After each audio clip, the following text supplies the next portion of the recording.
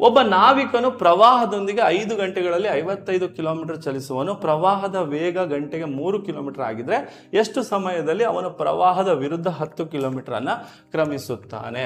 ಪ್ರವಾಹದೊಂದಿಗೆ ಅಂತಂದ್ರೆ ನಿಮ್ಮ ಈ ದೋಣಿಗೆ ಈ ಪ್ರವಾಹ ಇದೆಯಲ್ಲ, ಇದು ಹೆಲ್ಪ್ ಮಾಡುತ್ತೆ.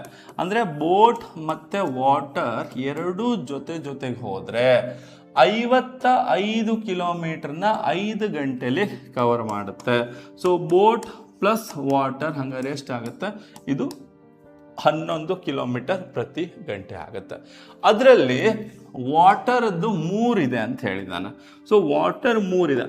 11ರಲ್ಲಿ 3 ವಾಟರ್ ಸ್ಪೀಡ್ ಆದರೆ ಈ 11 ಸ್ಪೀಡಲ್ಲಿ ಹೋಗಿದ್ದಲ್ಲ, ವಾಟರ್ ಹೇಳುತ್ತೆ ನಾನದು 3 ಕಿಲೋಮೀಟರ್ ದೂಕಿದ್ದು, ಅದನ್ನು ದೂಕಕ್ಕೆ ಅಷ್ಟು 11ರಲ್ಲಿ ಹೋಗಿದ್ದಲ್ಲ, ನಂದು ಸ್ಪೀಡ್ ಏನಿದೆ 3 ಇದೆ ಅಂತ. ಹಂಗಾರೆ ಬಾಕಿ ಬೋಟದ್ದು ಎಷ್ಟಾಗುತ್ತೆ? 8 ಆಗುತ್ತೆ. ಸರಿ, 8 ಬೋಟದ್ದು ವಾಟ್ರದ್ದು 3 ಆದರೆ ವಿರುದ್ಧವಾಗಿ 10 ಕಿಲೋಮೀಟರ್ನ ವಿರುದ್ಧವಾಗಿ, ವಿರುದ್ಧ ಅಂತಂದರೆ ಮೈನಸ್ ಆಗುತ್ತೆ. ಓಕೆ, ವಿರುದ್ಧ ಅಂದರೆ ನೀವೇನಾದರೂ ನೀರಿನ ವಿರುದ್ಧ ಹೋದರೆ ನೀರು ನಿಮ್ಮನ್ನು ತಳ್ಳುತ್ತೆ. ಸೊ ಇದು 10/5 ಎಷ್ಟಾಗುತ್ತೆ? 2 ಗಂಟೆ ಆಗುತ್ತೆ. ಆಪ್ಷನ್ ಎ ಸರಿಯಾದ ಉತ್ತರ.